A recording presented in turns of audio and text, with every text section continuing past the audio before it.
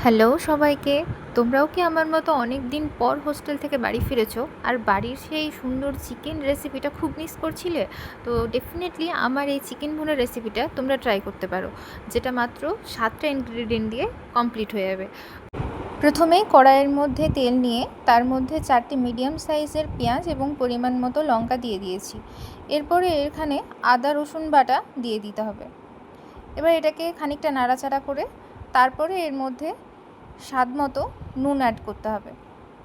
আমি এখানে আমার স্বাদ অনুযায়ী 2 চামচ নুন দিয়েছি, তোমরা চাইলে আর একটু বেশি দিতে পারো। এবারে এর মধ্যে অ্যাড করতে হবে হলুদ।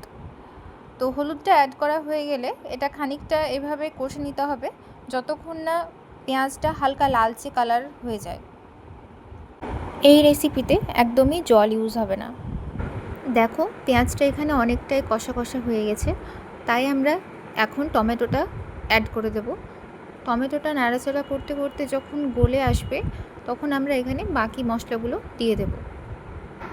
আমি এখানে শুধু 3টে মশলাই ইউজ করব, যেটা সবার বাড়িতেই প্রায় থাকে। তো প্রথমেই আমি এখানে জিরে গুঁড়ো দিয়ে দিয়েছি 2 চামচ।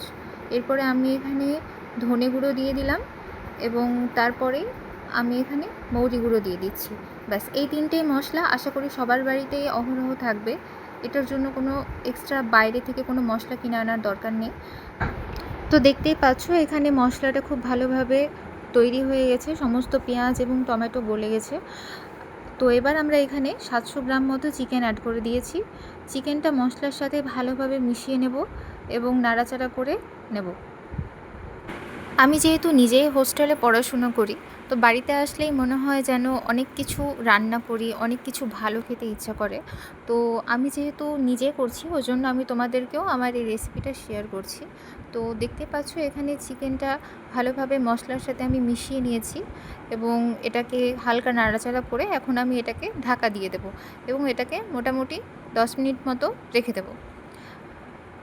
দেখো চিকেনটা অনেকটাই জল ছেড়ে দিয়েছে। তো আমরা এক্সট্রা কোনো এখানে জল অ্যাড করিনি, যা জল ছেড়েছে চিকেন থেকে সেটা দিয়েই আমরা এটা কষবো।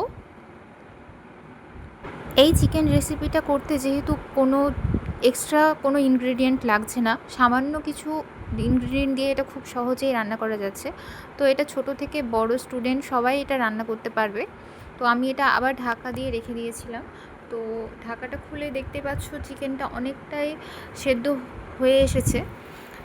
এভাবে আমরা ঢাকা দিয়ে দিয়ে এটাকে কিছুটা কষিয়ে নেব। এভাবেই করতে করতে আমাদের চিকেনটা রেডি হয়ে যাবে। দেখো চিকেনটা অনেকটাই শুকিয়ে এসেছে, গ্রেভিটা চিকেনের মধ্যে পুরো লেগে গেছে। আর যেহেতু আমরা এটা ঢাকা দিয়ে দিয়ে কষিয়ে নিয়েছিলাম, তো এটা ভালোভাবে সেদ্ধও হয়ে গেছে। তো চলো এবার আমরা এটাকে কড়াই থেকে নামিয়ে বাটিতে তুলে রাখি।